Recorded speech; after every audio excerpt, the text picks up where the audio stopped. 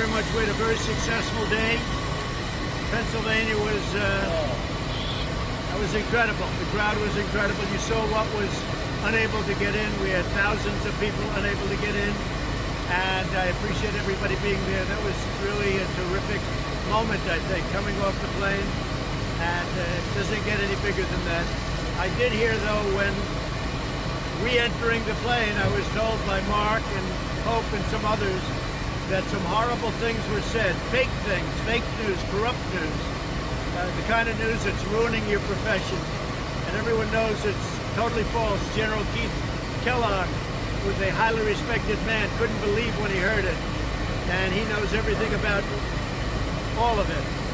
And to think that I would make statements negative to our military and our fallen heroes when nobody's done what I've done with the budgets, with the military budgets, with getting pay raises for our military.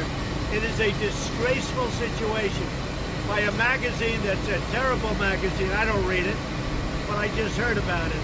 They made it up, and probably it's a couple of people that have been failures in the administration that I got rid of, and I couldn't get rid of them fast enough, but or it was just made up.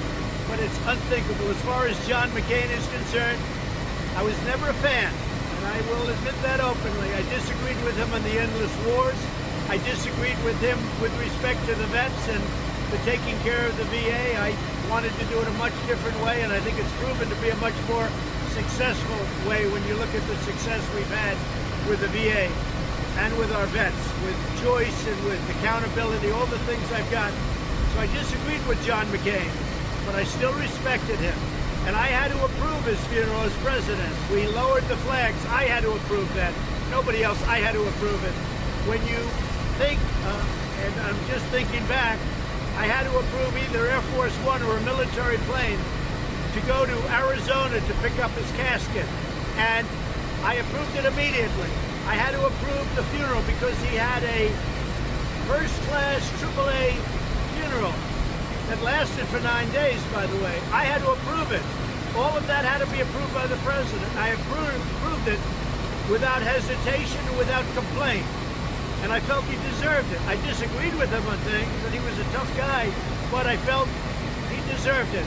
For somebody to say the things that they say I said is a total lie, it's fake news, it's a disgrace, and frankly, it's a disgrace to your profession. Now, with all of that being said, you'll speak to Keith Kellogg, you'll speak to other people, because many people knew. Let me just go into the, if I might, into the trip to Europe and to France.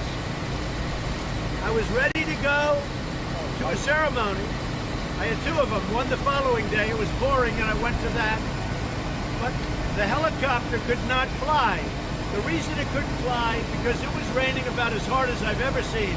And on top of that, it was very, very foggy. And the helicopter was unable to fly. It was a fairly long helicopter flight, but it was a very long drive. In order for me to go, we would have had to leave immediately and go through very busy areas of, I guess, Paris, but a very, very heavily traveled area, a big city, I think it was Paris.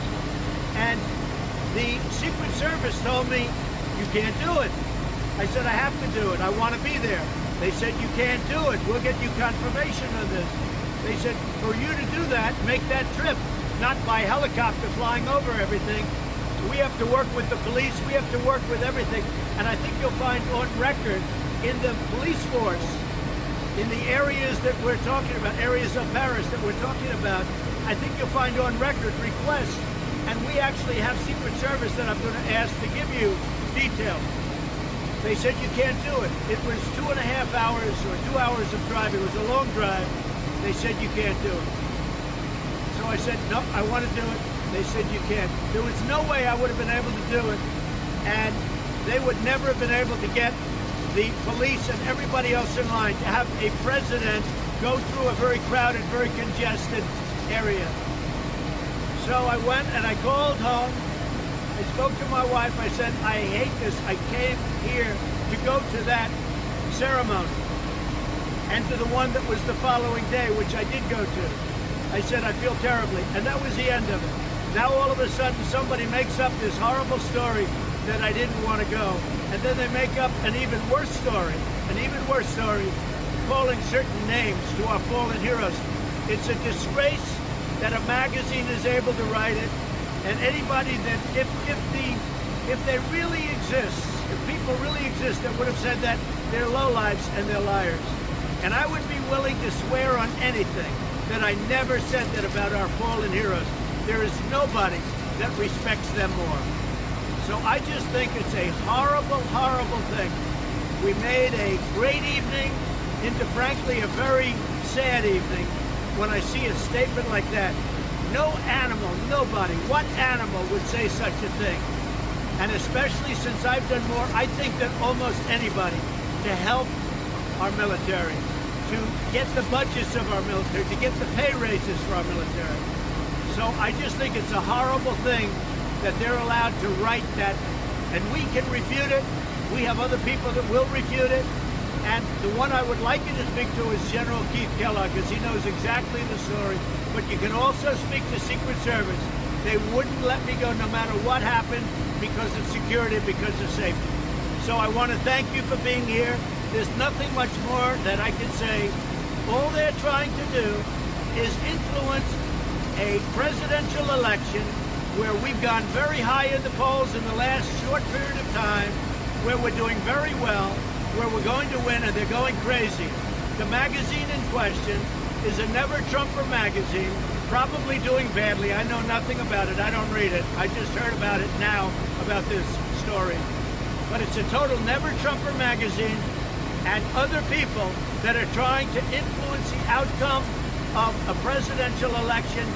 And you know what? People are too smart for it, and somebody has to make a stand. This fake press is a disgrace. Thank you very much, everybody. Thank you.